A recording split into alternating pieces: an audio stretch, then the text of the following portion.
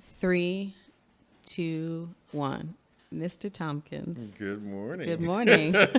Welcome to the December 26th podcast. How are you? I'm great. Thank you. A little jet lag, but I'm good. Yeah, you're a trooper. Yeah, Red-eye flight to an interview. Good on you, because I don't know if I would have scheduled that, but I'm here for now. all right. So let's jump into it then. Sure.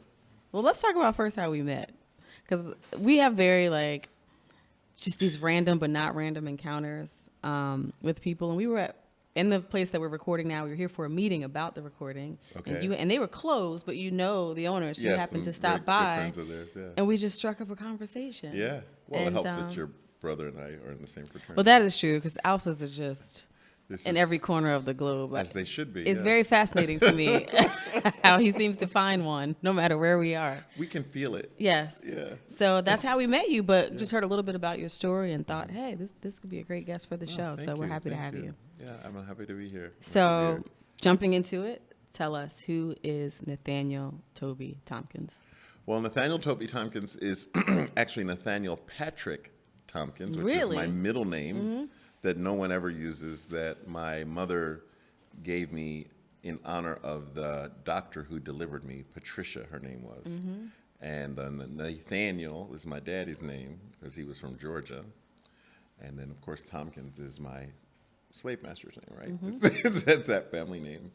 But Toby came from a John Wayne movie that my parents were watching when I was still in the breadbasket, and it was the movie was called The High and the Mighty, and it was a movie where John Wayne played an airplane pilot, and in the middle of the movie was an extra, some little kid named Toby, who basically, I guess the plane was going from one place to another, and it was, we ran into turbulence, and everybody thought they were going to die, and so people were telling all their confessions, and throughout all of the chaos, this little kid named Toby was asleep.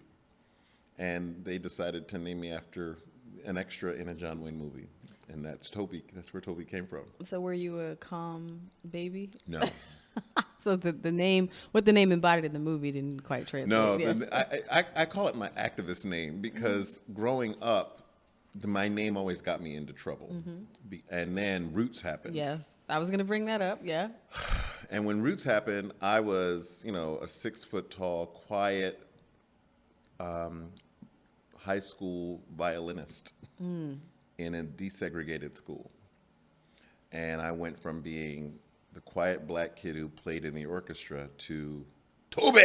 And all of a sudden I had to start kicking butt because it literally, it invoked, it invoked violence. Sure. Like people wanted to mess with me. And so it literally turned my life around. And all of a sudden, and then things happened like, I had a car in high school when I turned 15, 16, and someone threw a cigarette butt in the back seat to try and set the car on fire. Wow. It was just crazy stuff that happened, all because of it was the sort of the reaction to this conversation, this story that was being told about American history. Well, what's interesting to me is that from the moment I met you, you're very metropolitan. It's very obvious that you traveled, refined, cultured, et cetera. And then we talked a little bit about your background. I don't know if I would have pegged you as someone who has Southern roots. We all do, right? But having grown up there. So where did you grow up? So I exactly. grew up in the land of Joe Biden, Wilmington, Delaware. Actually, all I've ever known in terms of a political figure in my life has been Joe Biden because he's been a senator for so long. Right. So I grew up in Wilmington, and Biden was a mentor to my cousin who was a judge, Leonard Williams, who since passed on. And so I grew up in that sort of culture and context. Wilmington, Delaware is sort of that great city that's in between two, or more world-class cities, Philadelphia, Washington, D.C. It's a place that people always pass through, Right.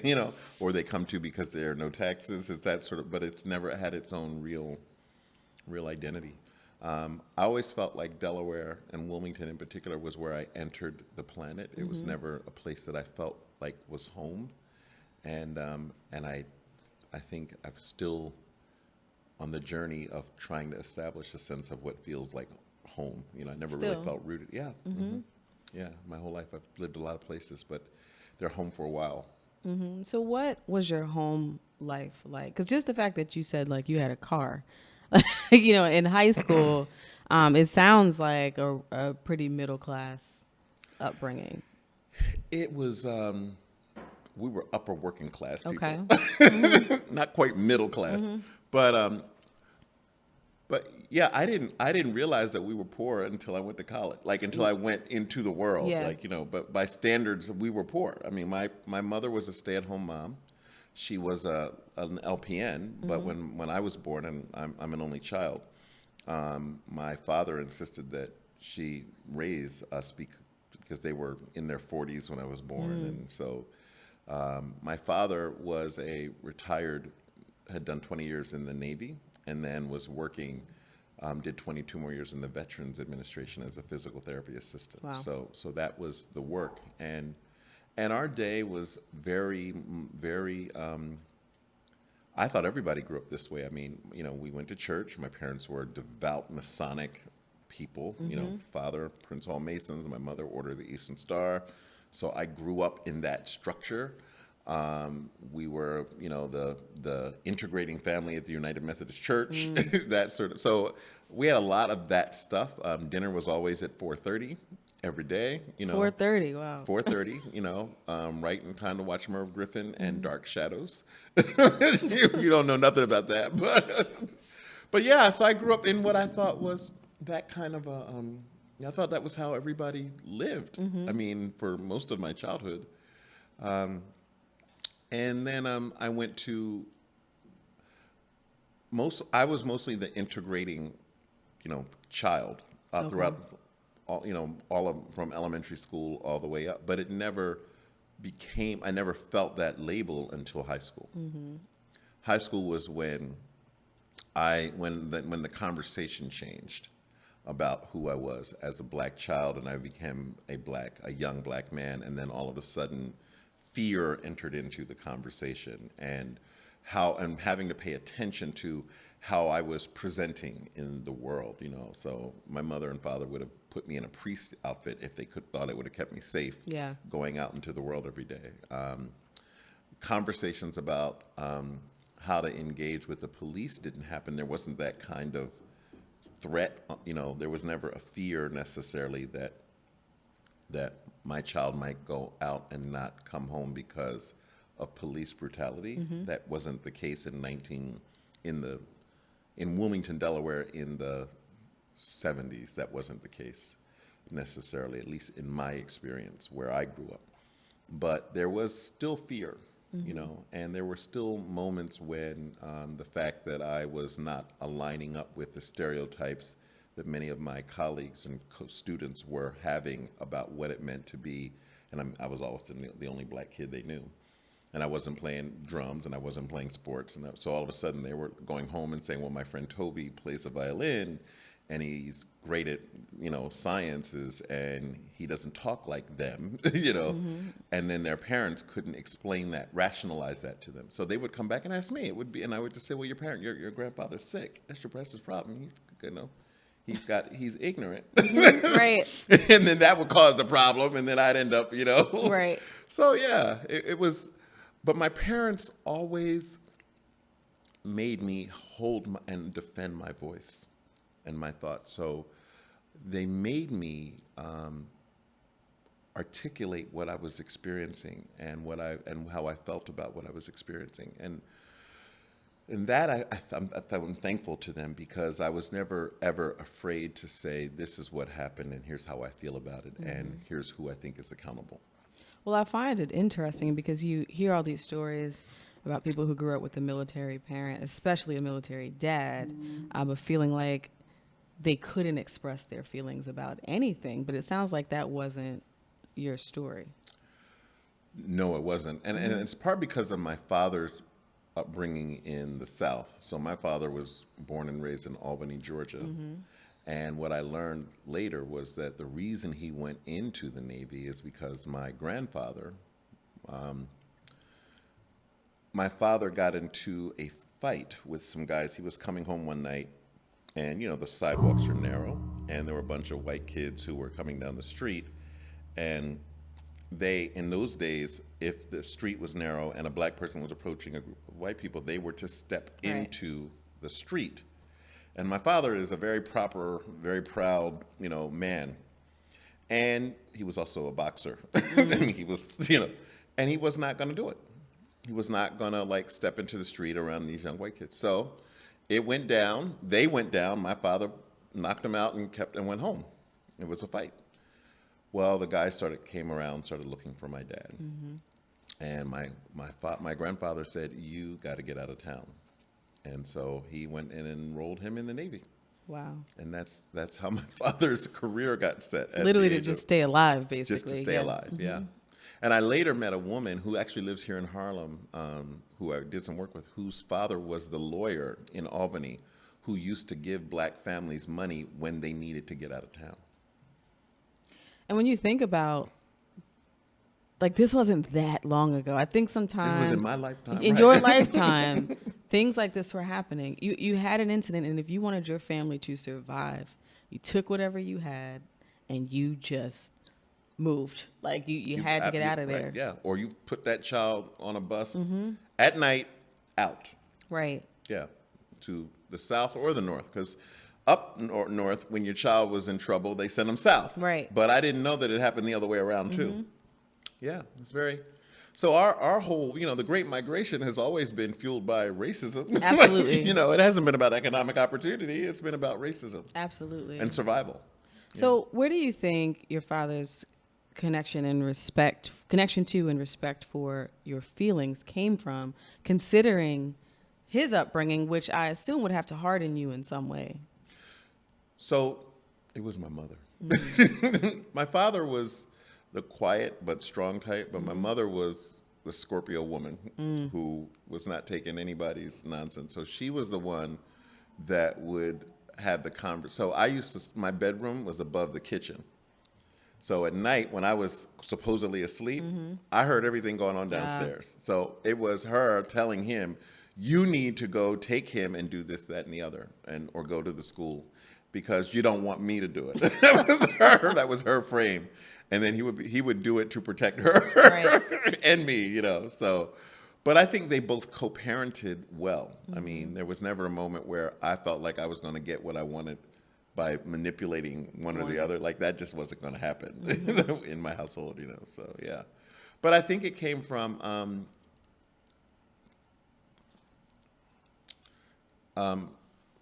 confidence, pride. Responsibility, sense of responsibility. My parents really wanted to get parenting right. They were older, so my mother had been married 4 times before my father. 4 times? Oh, yeah, she was a Liz Taylor of her day. And she had 2 other kids who were grown when I was born. Really? My half-sister was 20 years my senior, and my older half-brother was 22 years my senior. So I have nieces and nephews who were much older than me. So she had her own stuff about what kind of mother she was with them. My father was in the Navy, so he didn't have any kids, and I was his only child. So they both had this intentional sort of we're going to get this right, and they were in their 40s when I came around. So they had lived their lives, and they knew what they wanted. Wow. And they knew how life worked. Mm-hmm. So yeah, I think it was a unique situation for me. Sure. So you mentioned that you were quiet and into music and all those things.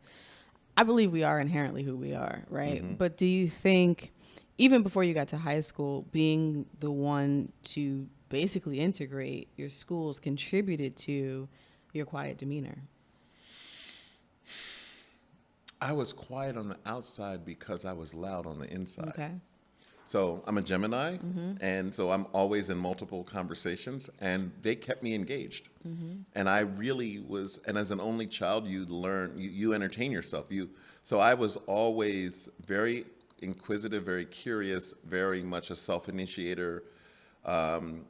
I always had projects of things, I love nature. I love Jacques Cousteau. I mean, I loved these things that were very sort of investigative things, but didn't require me to be social. And I didn't have a problem being social, but I actually was more interested in those kinds of things than in what the other third grader was interested in, so to speak. And how did you discover violin? It discovered me. So in school, they started me off on drums, and I was like, no. And then they moved me to piano, and I said no. And then they moved me to sax because they figured, oh, he's a big black guy, he can play the sax. And I said, hell no. And I don't know, I just picked up the violin and I loved the sound of it. And but I was embarrassed because like I had no concept of a black man playing a violin. Like that was crazy, you know, like who does that? And so my mother pushed it. She went and bought me a violin, and then I was like, oh God, now I have to perform. There's an expectation here. And I ended up getting a scholarship to the Wilmington Music School. Wow. Yeah, my music was, playing the violin was core to my growing up. Because once again, I integrated the music school. My teacher was a German music teacher who was with the Delaware Symphony, and he said, your child is a talent. So he really pushed me, and I ended up being in the training orchestra, and then I went on and became assistant concertmaster in the Delaware State's, youth orchestra, and blah, blah, blah, blah, blah. And the expectation early in my life was that I was going to become a concert violinist. Their expectation. And I just loved playing it, but I didn't want it to be my bread and butter. So that was my sort of first teenage conflict was, no, I'm going to become a doctor or a lawyer. I'm not going to become a violinist. And even in that, I had to deal with the identity piece because when you're in an orchestra, a training orchestra, it's a very competitive space. So at any point in time, the orchestra seats for every instrument are set up in sort of hierarchy. You have first violin, first section, second section. In order, wherever you sit is determined based on a competition. And at any point in time, someone can challenge you and your chair. So you must always be prepared to fight, basically. So I always had to have a concerto or an etude or something to defend, to be able to produce my best, to save my chair. So I got into a competition and I ended up in the second chair, first section. I was the assistant concertmaster, this orchestra. And I could not believe that I was in that chair. And so I went home and I told my parents, I think I was put in the chair because I'm black. Like I had gotten that in my head that, and they said, really, you think so?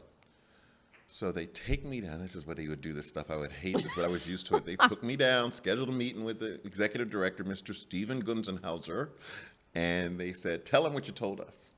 And I told him. I said, I'm assistant concertmaster. Yes, I know, I heard. We're very proud of you, blah, blah, blah. You work very hard. I'm like, yeah. I know y'all put me in that chair because I'm black. And Mr. Gunzenhauser, when you're a child, you're looking up. So I have all these memories looking up into, said, I run a very important organization. I have a responsibility to all these parents. What would I get from putting you in this chair because you're black?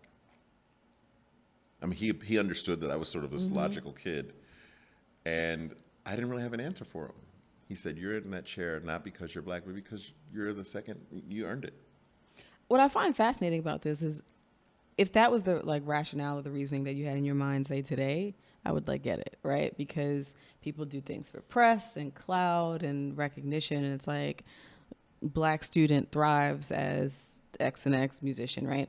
But we're talking about a time frame where they were not interested in propping us up in that way. So what made you come to that conclusion? I can only imagine that I was still getting messages that any kind of quote unquote exceptionalism that you observe by black people or women, et cetera, was a pass. It was it wasn't that they were really exceptional. It was that the society had decided to make them the first or the only or the last. And I think it was the consequence of having been that in my life up to that point, that I must be here because, and it was, and it was that day that changed. Wow. Yeah. So did you take that role after that conversation? Did you really take that role by the horns and say, okay, I'm going to try to thrive here? Yeah. Because I played the violin because I loved the violin. You know, that was really the only reason. Like I wasn't trying to prove anything. I Yeah. just loved doing it, and it wasn't a big deal to me. And, you know, I just wanted to Right. keep doing it. So that was it. And that was why I didn't want to become a concert violinist, because it was, you know, you ride a bike every day doesn't mean you want to become a cyclist. Right. You know, you cook breakfast every day doesn't mean you want to become a chef. So that was it. But I had somehow the social imprinting messaging was that if you do anything that feels exceptional, then you know, there's some tokenism that's involved in Right. that, rather than, you know, you're just exceptional in this part of your life. And we all are Understood. all exceptional in some way. Absolutely. So you had the violin and your work with this orchestra, excelling in school academically, but in high school dealing with some challenges post Roots on television. Did that affect your grades? Not in high school. No, it didn't. It didn't. Except it affected my relationship with my parents, because I became militant, and I did not want to go to school in Delaware. I wanted to go to either Howard or Morehouse. And my father, being from the South, was like, "Nope, no, only child of mine is going to go to school in Georgia. Absolutely not. Ain't going to happen." And that was the first time we really clashed, because I was like, "You don't get to determine." He was like, "Yes, I do." He's You're like, 16 years actually, old. I it get is to my determine decision. everything. What you eat, what time you get up, what time you go to bed, you're under my roof. And I was like, so they wanted me. So I started college early. So I started at 16. So they insisted that I go to the University of Delaware, because it was right down the road. And they insisted that I commute from home. Wow. And so I went down there. I got great grades the first semester. I came back home. I threw the grades on the table. I said, if you all want me to go back, then I'm going to go. I'm leaving. I'm moving out of this house. Otherwise, I'm not going back. Had you even turned 17 yet? I think I had just turned Just turned 17. 17. Yeah. And so then they were like, okay, you know. And so I went on campus. And that's when the activism began. Got it. So what does activism look like for a 17-year-old? Well, a 17-year-old with a mini afro who wore dashikis and army boots and fatigue pants. And the rumor came out that I was Idi Amin Dada's nephew. Where did that come from? I don't know who started that, but that was the rumor at the University of Delaware at that time. And then I and my best friend, who was on my pledge line, because I started the chapter of Alphas at the University of Delaware back in the day. So that was a whole nother thing too. Like Black Greek letter fraternities and sororities on the campus were, in and of themselves, a radical act at that time for many people, and they were. And so starting that became problematic with my professors, who didn't like the pledge experience and the pledge process, who would make unsolicited and uninvited commentary, to which I would have to respond.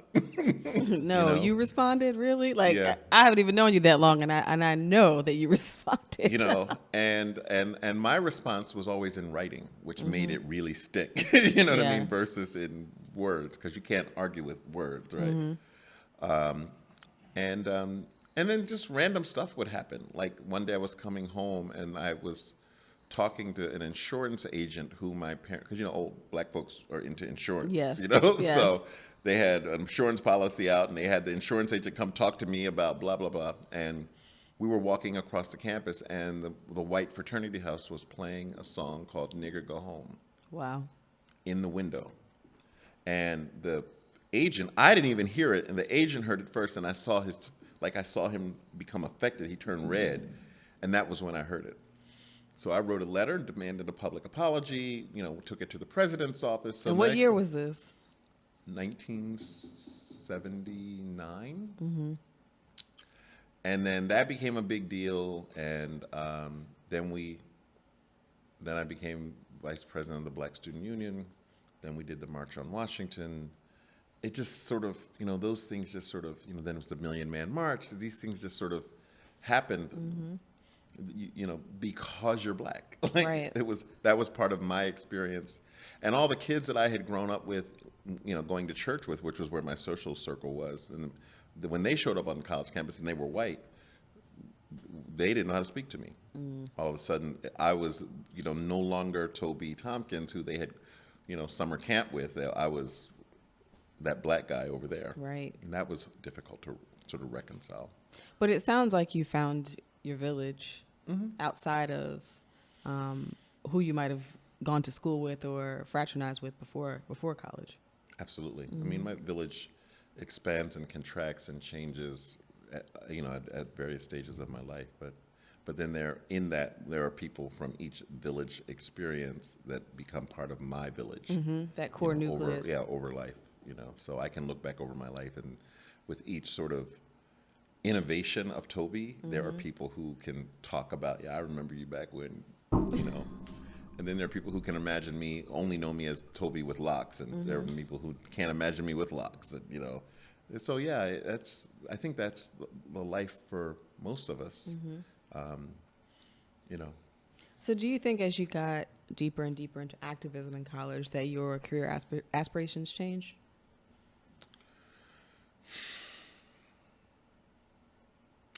I never felt like I could just go for the money. I was supposed to be a lawyer, and when I finished undergrad, and it was time to apply to law school, it was me and my best friend, Kevin. We were all applying to law school. I could never answer the question. Well, my answer to the question, why do you want to be a lawyer, was it would make my parents proud. And I knew that was the wrong answer. Like, I just knew that was the wrong answer. And I never felt like I could defend someone who I felt was guilty, and a lawyer needs to be able to defend everyone. And so that was a issue for me. You're naive, you don't know, but that was how I felt. So those were the two reasons why I decided to go to graduate school instead of, and I wanted to get out of Delaware. So I had two choices. I had a full scholarship to University of Tennessee, Knoxville. So I already had my own issues about going to the South. Right. I knew that wasn't going to happen. And then University of Hartford in West Hartford, Connecticut. So I went to Connecticut. And what'd you get a master's in? Public Administration Finance. Wow. So you go get a master's in Connecticut, which, I mean, I've been to Hartford. I don't know what the demographic was at that time. Poor black folks and rich white Jewish people. Sounds like the same. Like it hasn't changed that much. No, it hasn't changed. Hartford is like Camden. It hasn't changed. So what was your experience there? Did it differ from your experience in Delaware? Most of my friends and experiences in graduate school, that was kind of when my global consciousness began to emerge, because my friends were brown people from other places. So, I befriended these two sisters, Shilaka Kalimutu, Sheila, and they were Malays, young Malay women who were totally into Jamaican culture. That's an interesting combination. It was crazy, yeah. And so all of a sudden I had it was a different experience. And I was a black American guy, but it wasn't in the way that, so graduate school was good in that I began to look at myself as a global citizen. And that happened there. I didn't have to deal with graduate school's different. I mean, you're in it to get the degree, right? And you're in a small group of people and you move forward. So it was good. And then then I went into the workplace and I took my first job with Arthur Andersen, which was now Accenture. Which is interesting, because based on how you described yourself up until this point, I did not expect you to say that you ended up at Arthur Andersen. I was looking for a job. And I carried my resume with me everywhere. And at the time I was working, I was finishing up my degree, and I had a part-time job at Ajax Car Rental, someplace in like Farmington, Connecticut. And this guy walked in, and I had to take all of his information down. And somewhere on his card it said that he went to University of Michigan and had an MPA degree. And I said, well, I have the same thing. And he says, really? And I said, yeah. And I said, what do you do? He says, I work for Arthur Andersen. So I said, oh, well, I'm looking for a job. He says, well, give me your resume. And I went right to my thing and pulled it out and put it there. And I was the first black male hired into Arthur Andersen. So you literally have just integrated your entire life. I couldn't help it. Yeah. And there was one black woman who was there, who we're still dear friends. We were the only two black folk in the Hartford office of Arthur Andersen at the time.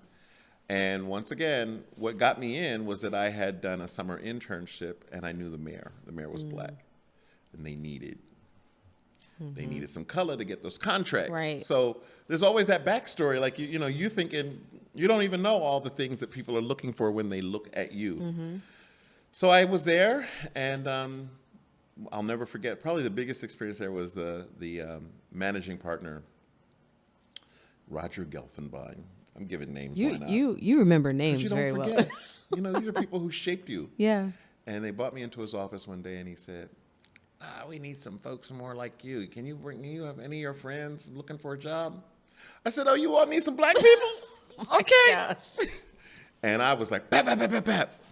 And I got 4 of my friends jobs at Arthur Andersen. And then one day he pulls me back in and he says, we don't need any more. He's like, all right, easy peasy. Right, easy peasy. Like, you messing up the conversation. So I was like, well, when you all need some more overly qualified black people, fine. We then formed what we called ourselves the Black 8. It was 8 of us. Because we knew that at that time there had never been a black manager in the Hartford office. And we knew that we weren't all going to make it. Right. So we figured that one of us was. And everybody else was going to be intentional about what this experience at Arthur Andersen was going to mean for them. And one of them went on and went into becoming a TV producer. I packed up and left and went into corporate America. And another person went into healthcare. And then one person stayed there and became the manager, black female. And for people who don't understand like consulting firms and the culture, it's basically a pyramid. Like, it's not like, oh, we're just going to promote all of you. You all do well, we're going to promote you. The higher up you get, it's sort of... It's a club. Yeah, it's a club, right? And it's very rare that we reach certain levels of success. And to think about the time period, too, I'm sure it's Early even 80s. Worse, back then. 84, yeah. It was. And the mistake they made was they packed me up in 1985 and moved me to Chicago. That was like Ebony... Harold Washington was mayor. That was when I became a buppy. And if you don't know what a buppy was. Black urban professional. Black urban professional. Yes. And I loved it. I feel like you really embraced the buppy culture. I became the buppy. Oh, it was terrible. I'm not really proud of that moment. But all my capitalist urges came out. But it was the first time I was ever in a community of quote unquote black, upwardly mobile urban professionals. I always I have this conversation with other black professionals where you're doing all right for yourself and you feel like you're integrating. And then you meet these black folks who vacation on the vineyard, all this stuff. Right. And I'm thinking, I know what the vineyard was. Yeah, then. where have I been? Right. It's Right. this whole other life. And it does suck you in a way. Pulls you in.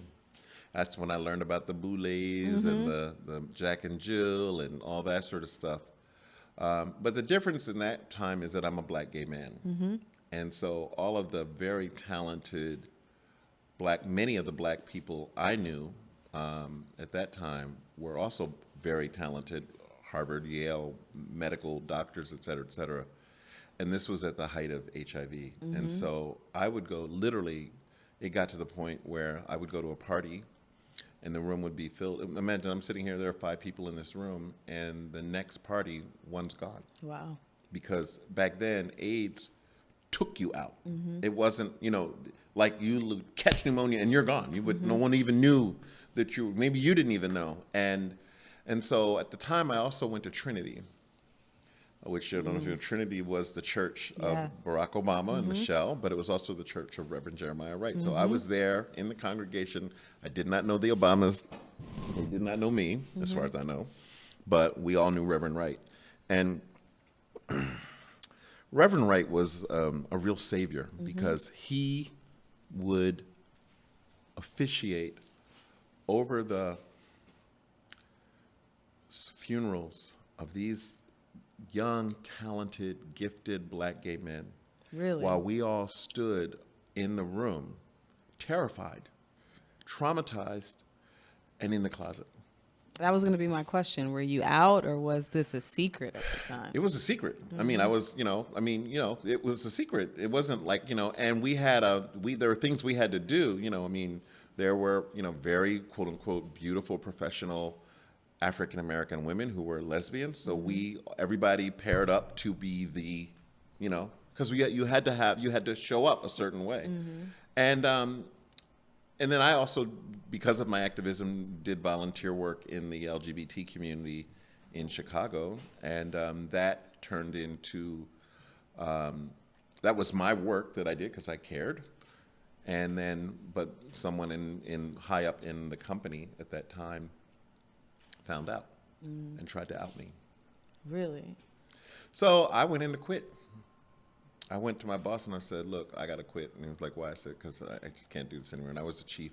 This time I was at a large healthcare company. I was the first global diversity officer.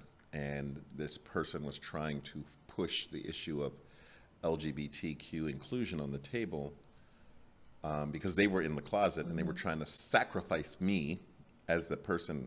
And I was like, I didn't sign on for this. Like, I'm not going to embarrass my parents and, blah, blah, blah, blah, blah. I'm not doing that. So I went into my boss and I said, I quit. Now, my boss, who recruited me, is the only African-American male I have ever reported into in my whole career. And I'm surprised you even had that one.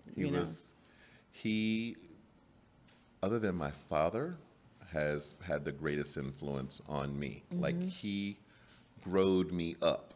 Like, he told me, he defined my bougie, he did, but in a good way. Like, he told me, I'll never forget, he told me, he gave me a card and he said, now when you go to New York, I want you to go to this store.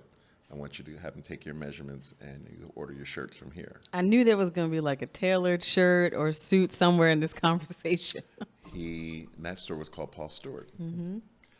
When my Chevy Corsica got in an accident, because it was paid for, and everybody was laughing, I was like, look, my car's paid for. Of course, my boss drove to work in a Porsche. I had never met a black man who owned a Porsche, and I loved that Porsche, and he looked so cool driving to school in that Porsche, to work. He gave me a card and said, I want you to go out to Barrington, Illinois, which is a place where black people should not be going alone, and talk to this guy, and that's how I got my first Mercedes. Do you know what I'm saying? You really were living like I was living at 30 years old. My goal was to be one of the, Ebony Magazine used to do an issue every year, and this was my goal, of blacks under 30 making $100,000 a year or more. Now, today, that would be like laughable, right? Right. But back then, that was like, that's a big deal. That was a big deal. And my goal was to be that. And I was. I had made it. I was making $100,000 a year at 30. I was driving a Mercedes. I was living in a house in the suburbs of Evanston. I was that guy, and I had this boss, and it was great. So when they tried to blackmail me, all of that was at stake, and I was like, I'd rather quit than be taken out like that. So my boss said, "Why are you doing this?" I said, "I can't tell you." He said, "What do you mean you can't tell me?" I said, "I just need to quit. I can't do this." He says, "Toby, there isn't anything you can't tell me that I don't already know." To which my response was, "What you talking about, Willis?" And I told him, and I was terrified because I told him expecting that he would be like, "Yeah, you need to quit." Like, I thought that was what he was going to say. And he said, "You know what I think?" And I said, "No." He said, "I think you're the most courageous man I've ever met." I'm like, "Really?" And I was crying in his office. And then he said to me, in a way that, you know how when somebody's about to do something and you don't want to know? Yes. He said, "You want me to make this go away?" And I'm like, "What you gonna do?" Like, what are the details of making it go away? So I said, and I was worried because I didn't want him to get, like, this wasn't his fight. I said, "Let me go talk to Reverend Wright." Now, Reverend Wright is probably not, I went to Reverend Wright and I told him what was going on. And he had been up, because I had brought him up to Baxter, was the name of the company, to do this work. And Reverend Wright said, Toby, I stopped educating white people a long time ago. So these men and these women like showed up in my life in these ways that just sort of like fundamentally rerouted Yeah. my journey, like in ways that, you know, they just did. They just did these one sentence just kind of hits you in a way like, oh, you know, Yeah. I'm doing this, I'm supposed to be doing something else. And that has happened, even to this day, it still happens. And I just expect it now. I'm just open to it. But back then it was profound. You know, it was guided. You know, there was a guiding hand in that. And I really have felt that. And I've tried to be that in other people's lives. Right. Like you learn that we can all be that sort of force through our wisdom. We may not always have the Rolodex or the checkbook, but we can, by giving people our attention and our time and our affection, be just as powerful, more powerful than that. So, yeah. So did you decide to make the move still after that conversation? I was very much in demand. There were a lot of people who wanted, you know, to have me on their team. So I moved to Amoco Oil. Amoco. I haven't heard Amoco Oil. Amoco, Remember the name Amoco in a Oil? long time. Right. And I was a director of culture and culture and diversity. And I got in there and I was like, ooh, what have I done? Because that was oil and gas, and it just doesn't get much dirtier than that. Right. And a year in, I couldn't take it and I quit. And I decided, I was 35 and I was trying to decide whether to become a parent or not, because I wanted to be a parent, but I didn't want to be a single parent. I had two elderly parents and I didn't know I didn't want to, like I knew that if something happened to me as a single parent, if I adopted, that there wouldn't be anyone to sort of, there's no safety net. Like there wasn't anybody in my family. I wanted to raise my child. So I had a big conversation, and there was a pressure of me expecting that I should produce a child because, you know, so I had to sit down and have a conversation with my mom in particular, and she was like, look, you don't need to have a child because of me. And so then I was like, fine. So then I quit my job and I moved to Florida, and I became a writer, and I grew dreadlocks, and I practiced Hinduism, and I just went on this sort of wild journey. So wait, so you went from sort of black bourgeoisie and, you know, I read a book, it was Elin Harris's memoir that came out. I think it came out posthumously, but he sort of talked about this life and the dinner parties and the clothes and the vacations and the cars and all this stuff. It's real. You don't often hear, though, of people giving it all up to grow their hair out and write. But it's not like you know that that's what you're doing. Like, I knew I wanted to write, and this was when Dr. Phil was coming on the scene, and I wanted to write about, my first book was called The Success Trap, and it was about the ways in which success traps you. And I couldn't get a book deal because everybody's like, but you're no Dr. Phil. I'm like, that's why you should publish me, because I'm not Dr. Phil. Dr. Phil hasn't worked a day in corporate America. I have. But they weren't interested in what a black man had to say about corporate America. They were only interested in what black people had to say about being black. Right. So that was, 6 years it took me to get a book deal, and it ultimately ended up being about black women. And even then, they were like, and the only reason I got that deal, after having been rejected, was because the last publisher said to me, well, this is more like a Bell Hooks book. And I turned to him because I was kind of sick and tired of it all. And I said, let me ask you a question. He says, what? I said, where did you come from? And he said, what do you mean? I said, what did you come from? What did you come through? He said, he didn't understand. I said, you came through your mother, didn't you? He said, yeah. I said, and what was she? And he sort of began to get where I was going to. I said, that's right. I came through a strong black woman. I know implicitly, and I have been an observer and a concerned, unloving observer of black women my entire life. And you're going to sit here and tell me that they don't care about what I see and what I feel? And I got a 2-book deal. Wow. But that took 6 years? 6 years. So when you left and you moved to Florida, what did that look like for you financially? Because I think a lot of folks, and I talk to black people all the time who are like, I'm ready to get out of this corporate thing, but the money, I don't know how to make this work. Well, back then, I had money saved because I was, making 100 G's, and I had contracts. I was consulting. Okay. So my goal was to move to Miami and not work a day. And I refused to take client work in Florida. So I would always fly out, and I did that. So I was making money, and everything was going fine until 9/11. And then as a consultant, everything stopped Dried because up. the world shut down and you couldn't get, so everything got frozen. And at that time, I was balling. I mean, I had a 4,000 square foot penthouse over the bay. I was deep into the local, the Caribbean arts community. I was throwing parties. I was, just I feel doing. like I have a vision of you It back was then. it in was my fun. mind. I'm not gonna lie. It was anybody. I would throw these fabulous Thanksgiving dinners that would be like 3 days of cooking. People would fly in. I had 2 big bouviers walking around. I had Haitian voodoo drummers drumming at parties. It was great. It was great. Black gay man knows how to throw a party. I'm just gonna lie, but it's true. And it was fun, but it wasn't as bougie as it was. It wasn't, if that makes sense, because you had everybody there, and it was always that, and it was fun. It was fun. I have no regrets about that moment of my life, and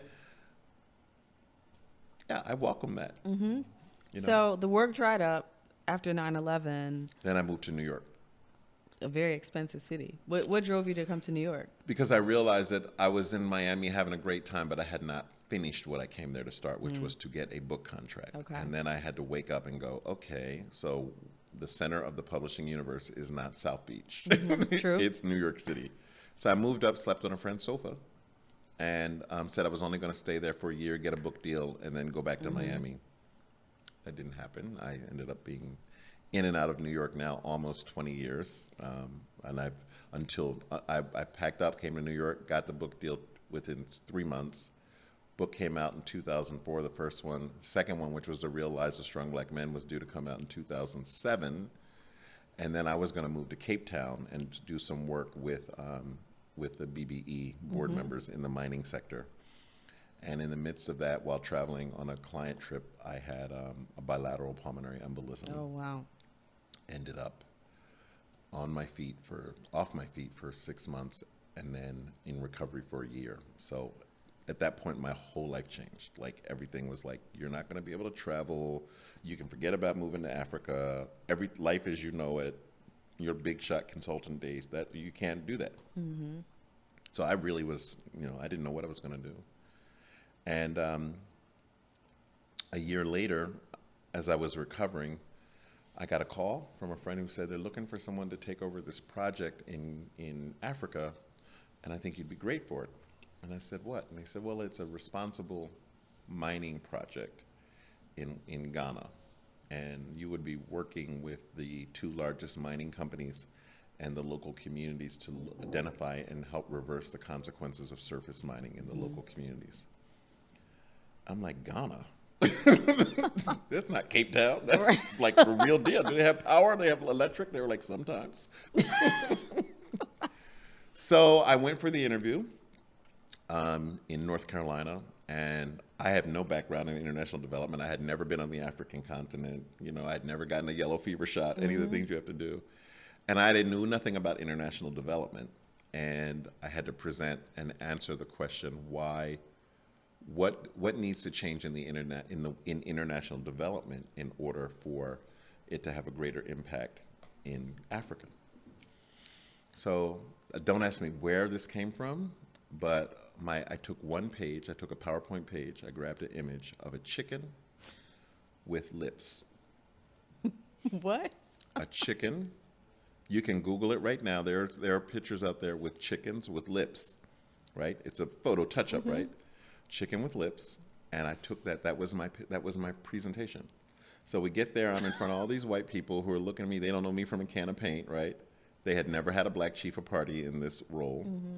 I'm totally not their typical hire, and I hold up this screen and I said, "This is my presentation."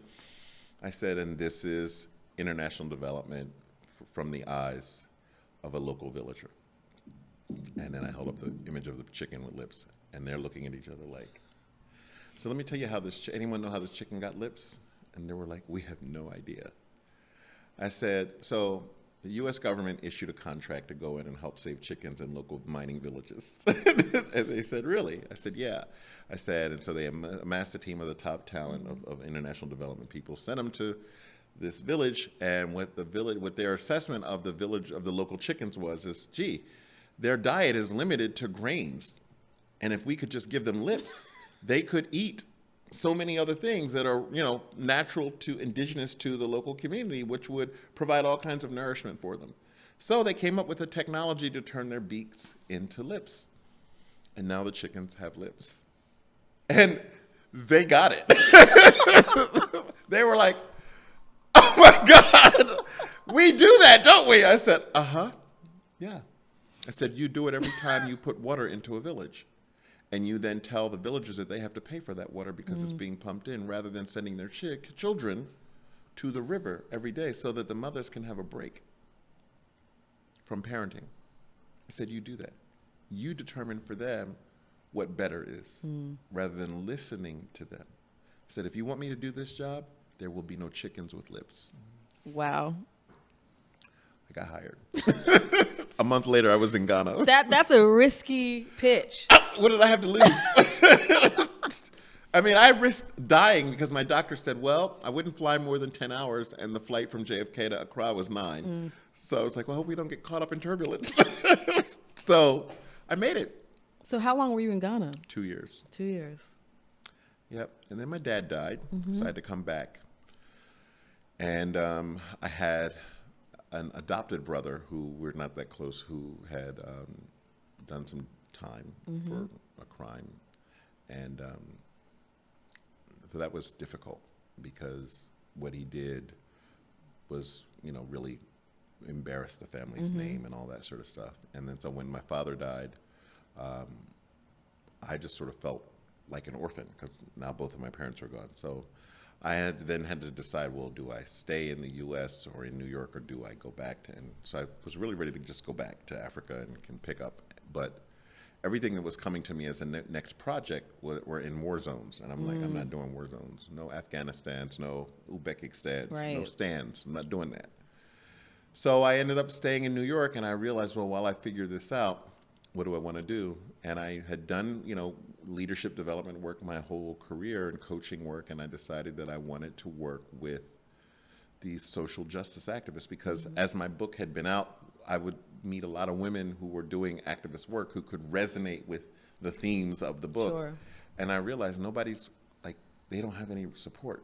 So I reached out to 5 people in New York who were working in social justice, and I said, introduce me to 3 people who who need coaching but can't afford it. And they did, and next thing I know, I'm in, And so I started doing that, which led me into philanthropy, and then I ended up joining a large progressive San Francisco-based firm, foundation, and ran the New York office and built out Black-led endowed philanthropies in Brazil, Colombia, East Africa, stuff like that. Did that for 5 years.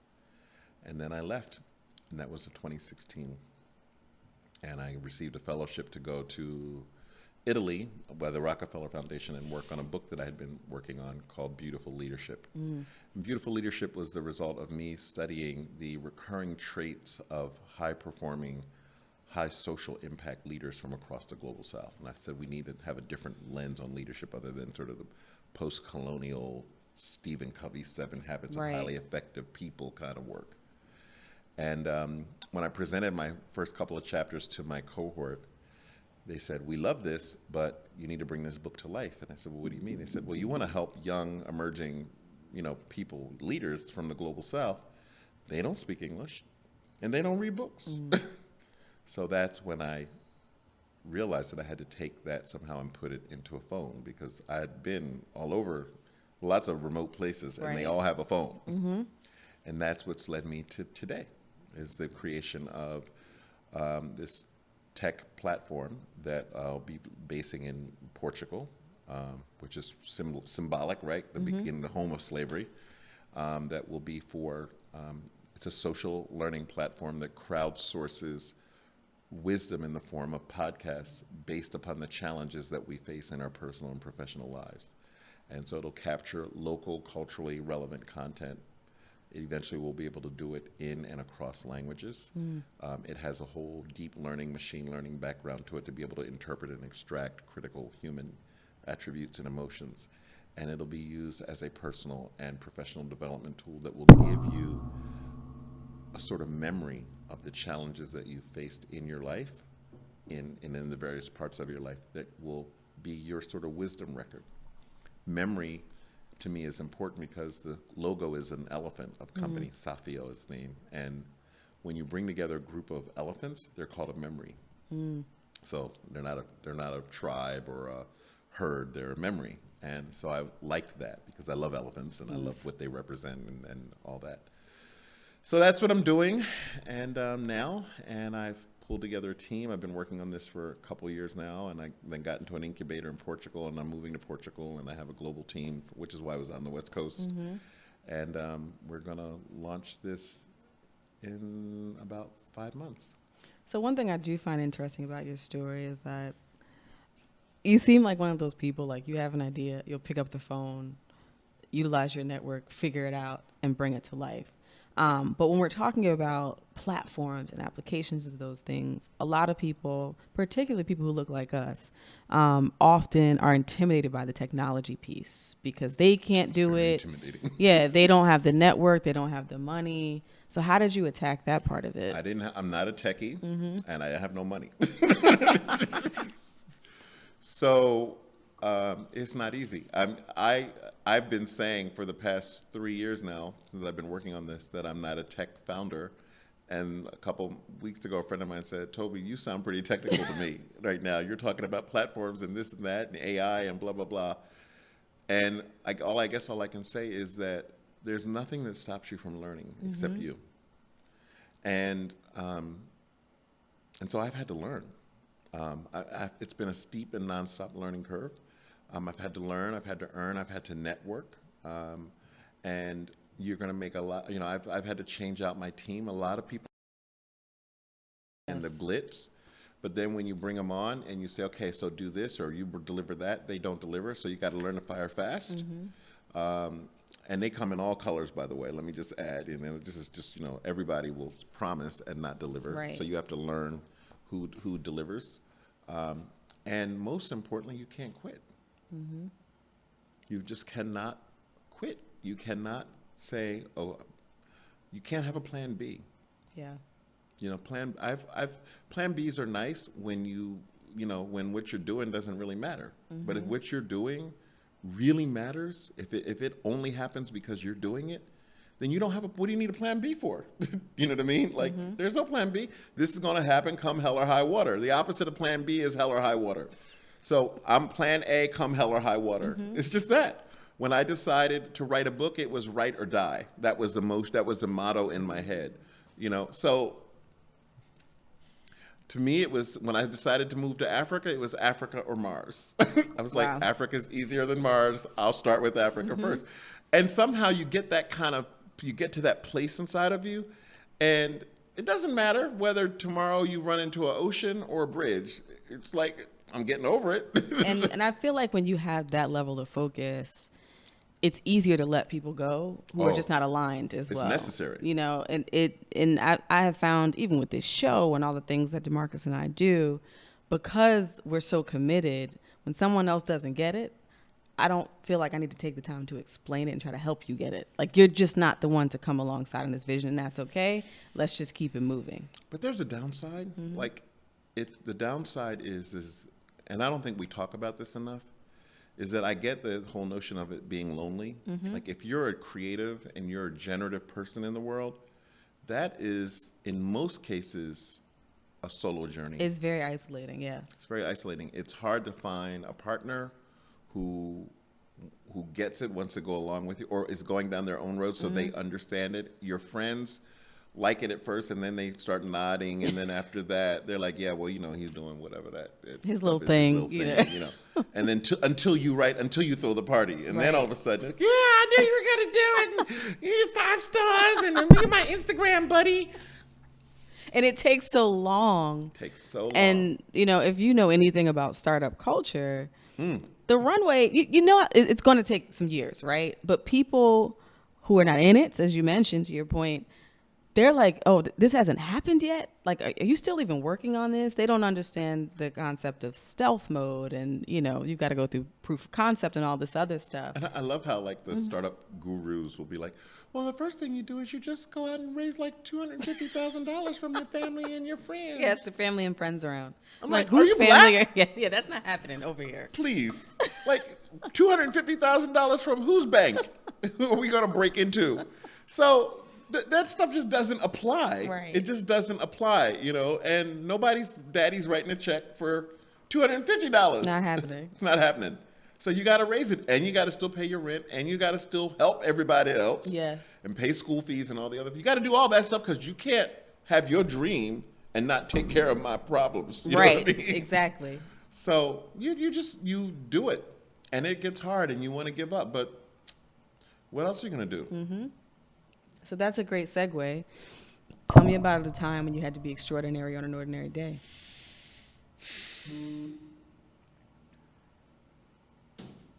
Happened just this last week. When you're trying to be extraordinary and people get threatened by it, or when you are extraordinary and people are threatened by that,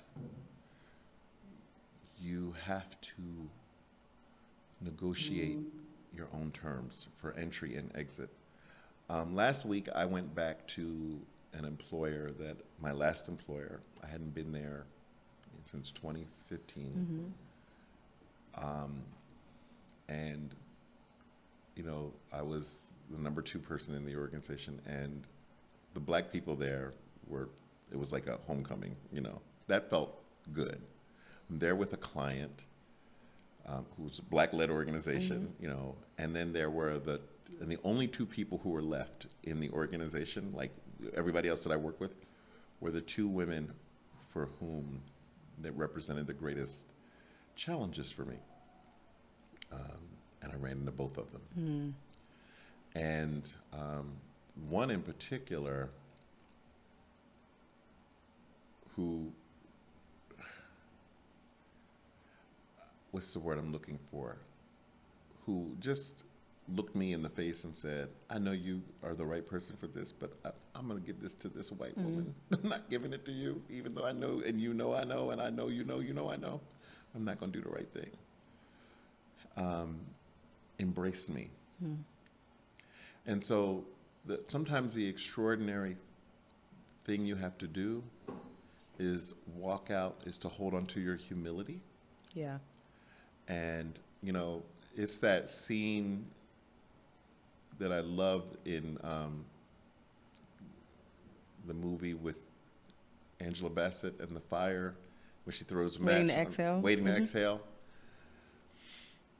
Everybody has had that, like, that's justice, right? Like burn it all down. Just burn this shit down. Excuse me, you can bleep that out. We'll mute it later. It's Right. okay. But what would it mean to just do what Whitney did, which is I'm gonna go out and get milk, I'm out. Like it is. You don't always have to do that because you never know how the story's going. And when you do it that way, you end the story. Right.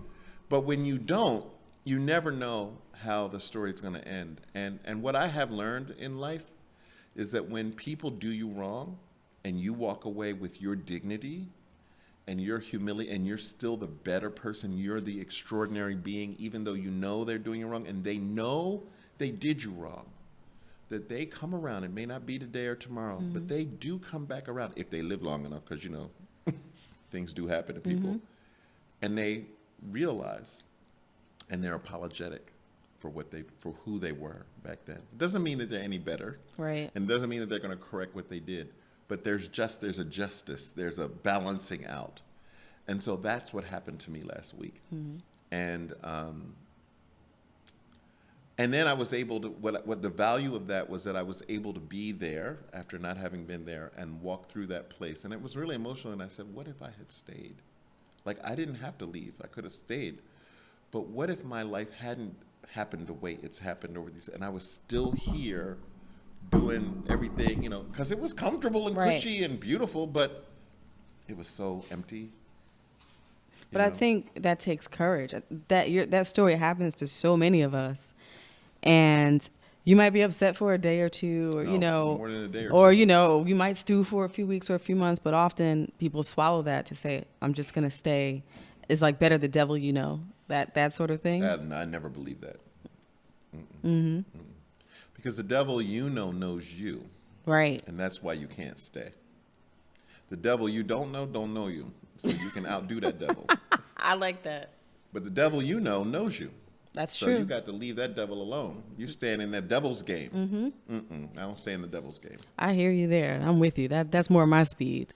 But you're a podcast host as well? Yes, weirdly enough, I told you my big thing is about completion. I believe you always finish what you start. So since I never published this Realize a Strong Black Men book, it occurred to me after when I went and saw Harriet, I woke up a couple days later and I was like, oh, this is how I can finish it. So I revisited the manuscript and I reached out to some of the people who I had initially interviewed and a whole lot of other people, and I started a podcast that is basically just a conversation between me and the black men that I know about what is their real life realities as black men in the world today. So I think we're like 6 episodes in.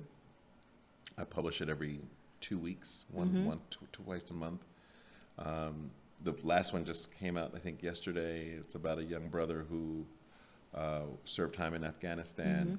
Once again, came up from the South, lives in New York. We met at Starbucks. And he's had to struggle with mental health issues. And, he's written a memoir called The War Within. And he's going to be publishing that. And so we just talked about what it means. It's about how you negotiate the gap between being your image, the image that society thrusts upon you or that you must present to society in order to be safe and whole, and your identity, we know ourselves to be as black men. That's awesome. Yeah. So what does the future look like for you? Because I feel like you have like 10 more chapters to write in this life story. Oh no. The future looks bright. I'm very excited. I'm moving to Portugal. I'm gonna live in Lisbon. I'm gonna base the company there. That's gonna be a challenge. Sure. I've got to learn a new language and all that. I have a relationship with someone who lives in another country, so we'll be building a family there. Wow. So that's going to be interesting. I'll be co-parenting. That's going to be interesting. All of the things that I actually didn't think were possible and that I long time sort of stopped expecting to happen seem to be coming around now, which is also interesting, 25 years later. But I'm open. I'm open to it all. And all I'm really trying to do is take care of my spirit and my body and my mind in the process. I'm not really worried about the rest of it.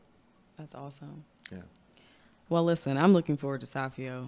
Thank you. That's going to be You also have great. to come visit me in Portugal. I mean, I'm always about jumping on a flight, so that goes without saying.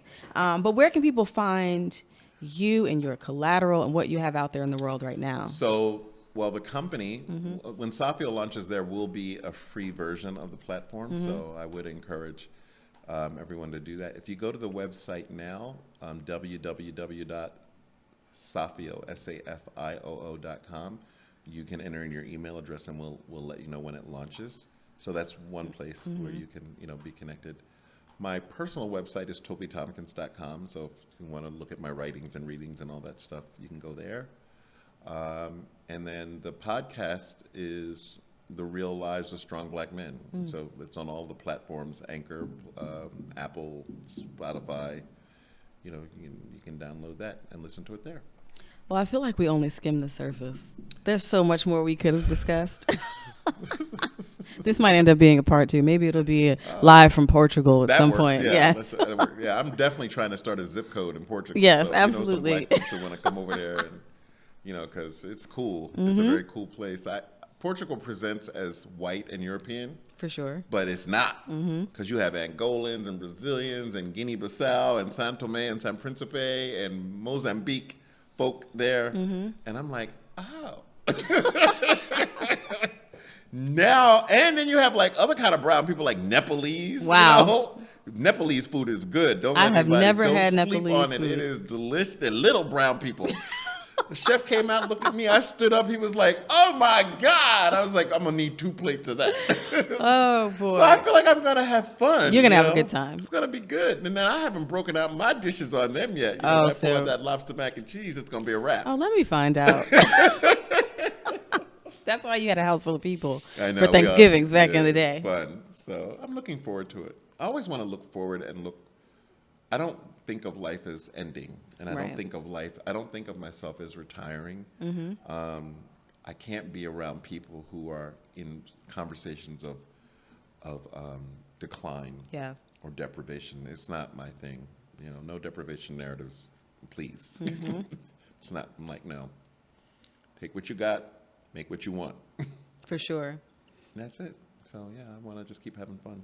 Keep having fun. I think that's a great place to end. Yeah. But I'm Thank excited. you. I'm excited to I'm see. really proud of what you guys are doing Thank with this you. podcast Thank and your you. journeys and the work that I've learned about what you're doing. I think I love being Black at this moment in Mm-hmm. our lives. I know we have our challenges, but the fact that you can, take your phone and go create, Right. and congregate, and, that's just like, oh, if I had been able to do that 20, 30 years ago, it might be a different story. Right. And where I draw strength from is, there's still structural inequality and challenges working within corporate America and challenges with trying to create things. But when I hear about people who were the first over and over and over again, yes, I've had the first, but I'm younger than you. So it's not every time, right? I'm not always blazing a trail. And sometimes you forget that what's difficult for you probably was much more difficult for someone else. So I draw strength from that for But sure. it's all fertilizer.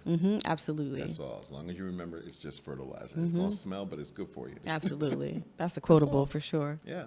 So thank you. Thank you for coming. Likewise. Thank you. To our listeners, listen, we are all about knowledge share here and gleaning from wisdom from others and also offering up that wisdom. So be on the lookout, sign up for notifications from Safioo to see what they're doing. Check out Mr. Tompkins' books. We're all about supporting our own here as well. Remember to like, share, and subscribe to this podcast. And as always, remember to be extraordinary on an ordinary day. Take care.